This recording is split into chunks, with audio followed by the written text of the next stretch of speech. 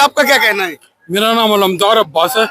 सबसे तो पहले मैं डॉक्टर भीमराव अंबेडकर जी को धन्यवाद देना चाहता हूँ कि उन्होंने भारत के संविधान में आर्टिकल 19 जवाहरलाल नेहरू से लड़ के जिन्होंने अपने को department related parliamentary standing committee of law का चेयरमैन डिक्लेयर कर दिया था खुद ब खुद।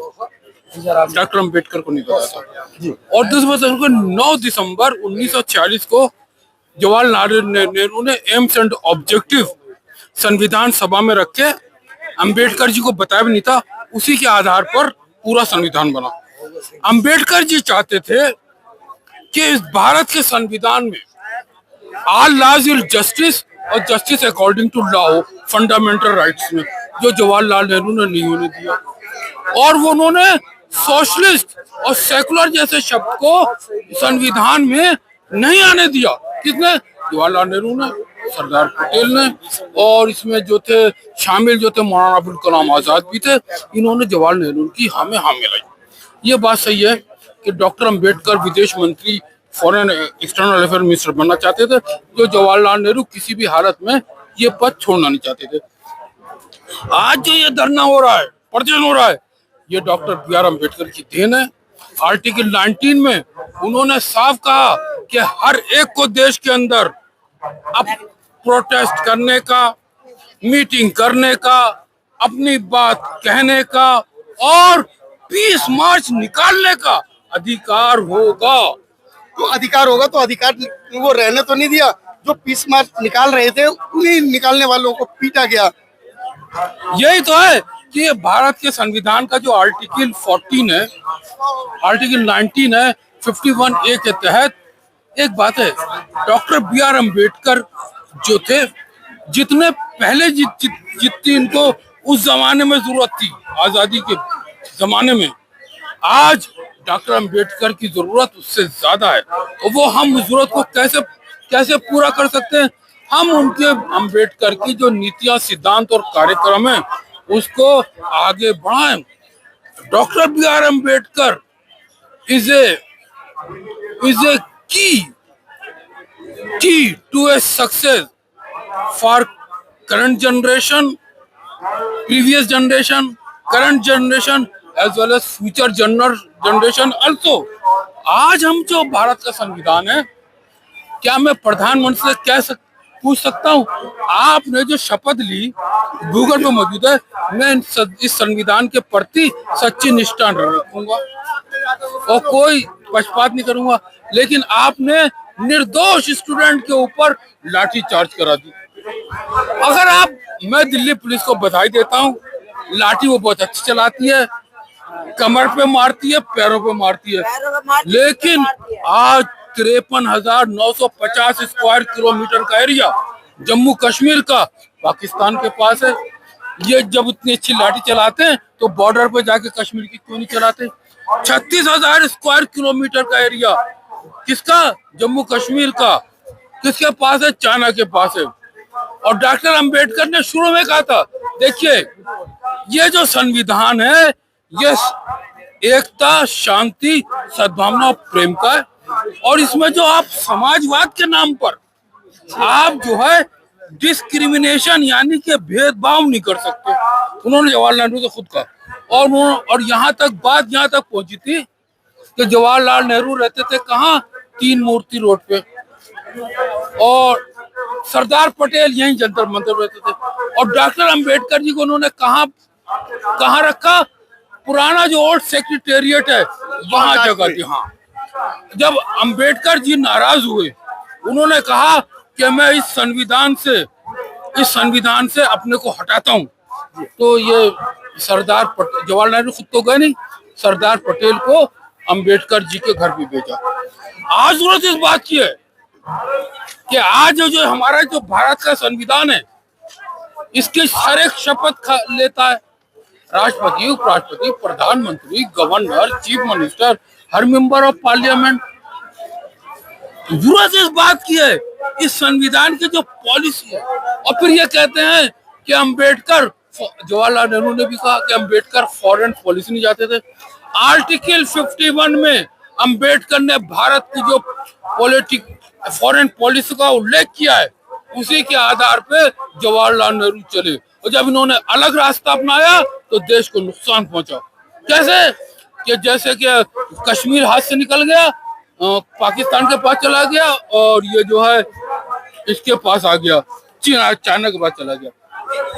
तो मैं कहता हूं कि आज जय भीम केवल एक नारा नहीं है, जय भीम एक जो है क्रांति है। और उन्होंने कहा क्रांति जो आती है वो हमेशा दबे कुचले लोग जो होते हैं वो इकट्ठा होते हैं। उन्होंने कहा उठो, जागो और संघर्ष करो। एक बात है, जो सो रहे हैं उनको तो जगाना आसान है, लेकिन जो जागते में सो रहे हैं उनको जगाना बहुत मुश्किल है। तो जवाहरलाल नेहरू जो था, इसने भारत संविधान में सोशलिस्ट और सेकुलर का लफ्ज नहीं लिखा।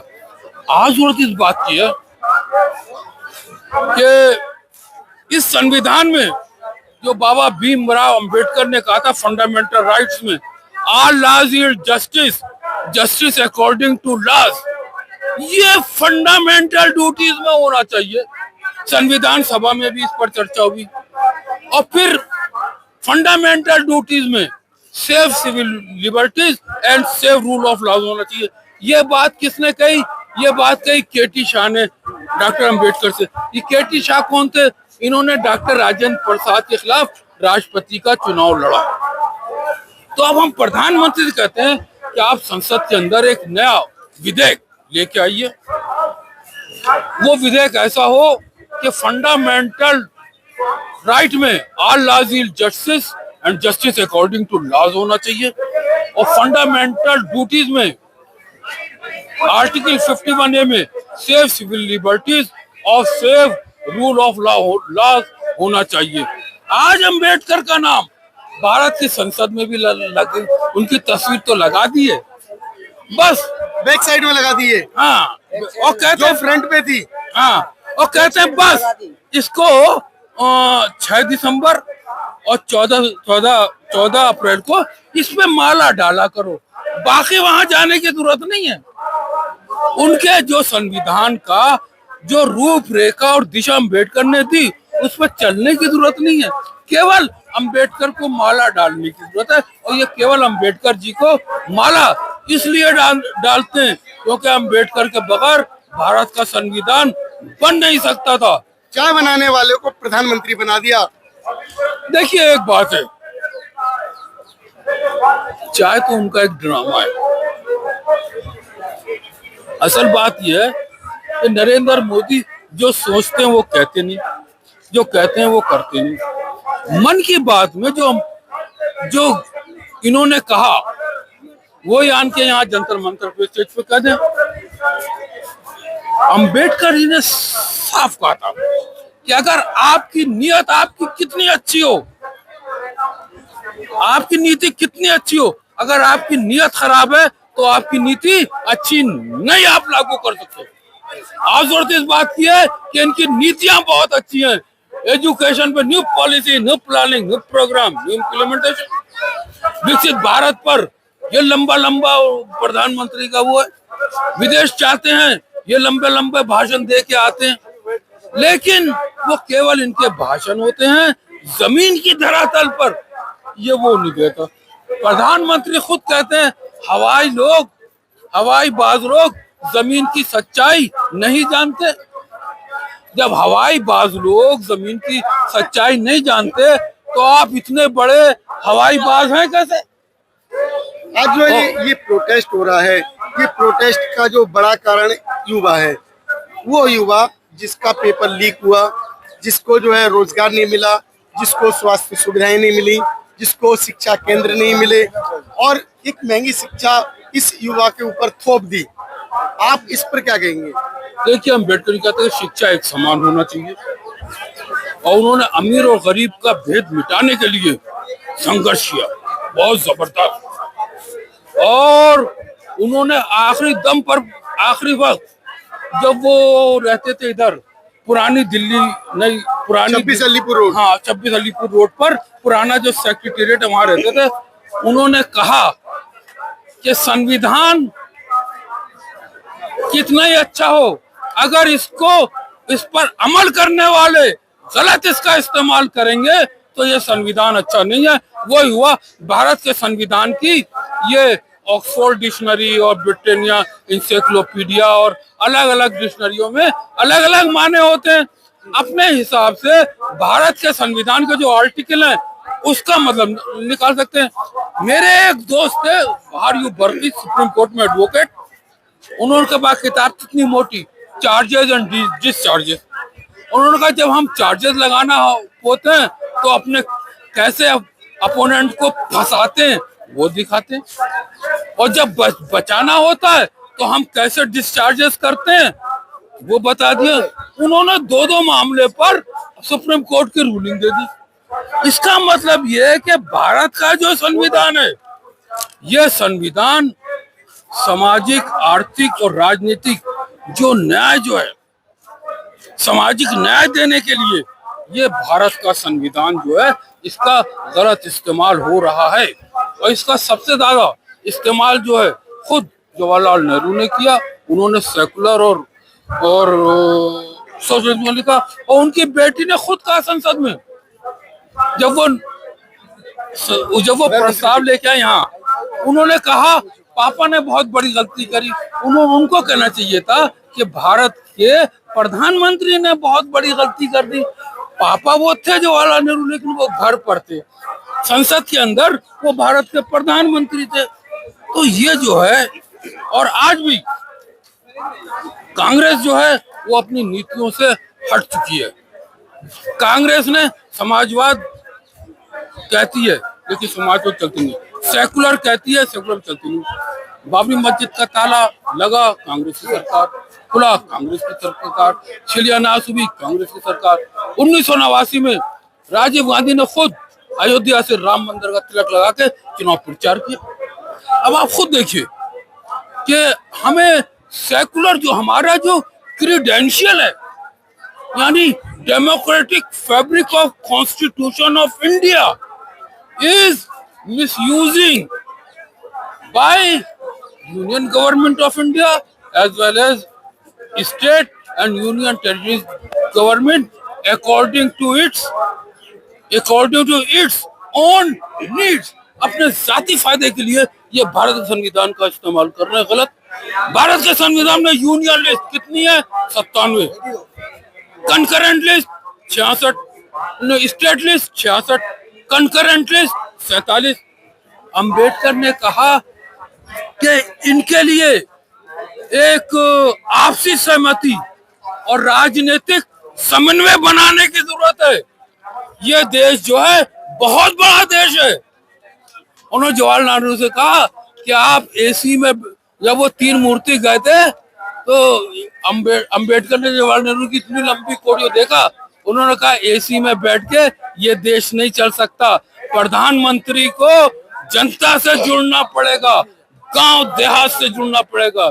Economic development can not survive without social justice, ये बात कहने वाले डॉक्टर अम्बेडकर थे। मोदी जी ने ये कहा था कि जो है, जब मैं प्रधानमंत्री की शपथ ले रहे थे कि मैं हर जिले में रोजगार की व्यवस्थाएं करूंगा। क्या वो व्यवस्थाएं हुई या नहीं हुई? देखिए एक बात है, रोजगार जुड़ा है शिक्षा से। आप शिक्षा जितनी अच्छी होगी रोजगार उतना अच्छा मिलेगा स्टूडेंट को।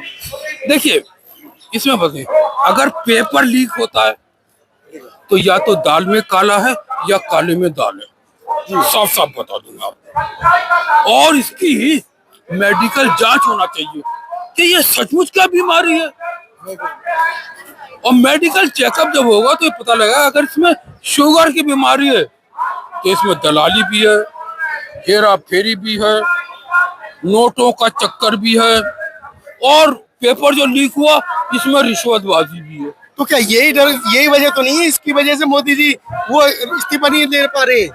देखिए वो पोल ना खोल दे। देखिए एक बात है, उन्होंने स्मृति ईरानी से तो तुरंत इस्तीफा ले लिया। किस लिए लिया था? वो भी एजुकेशन ही मिनिस्टर थी। वो एजुकेशन मिनिस्टर थी, वो तो 10वीं फेल थी। और इनसे वो नहीं ले रहे हैं। एक बात है, union cabinet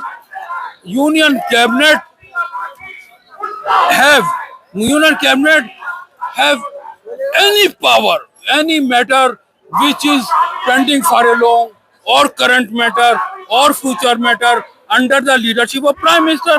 Prime Minister have a discretionary power. हमारा जो संविधान जो है, इसमें जो राष्ट्रपति के जो अधिकार थे वो डिस्क्रिशनरी विशेषाधिकार वो प्रधानमंत्री के पास है।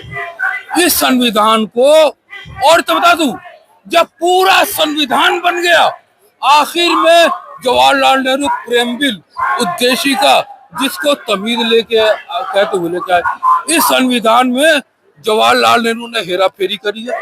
लेकिन प्रेमबिल में तो कहा जाता है कि ये जनता के लिए, जनता के द्वारा, जनता का शासन है।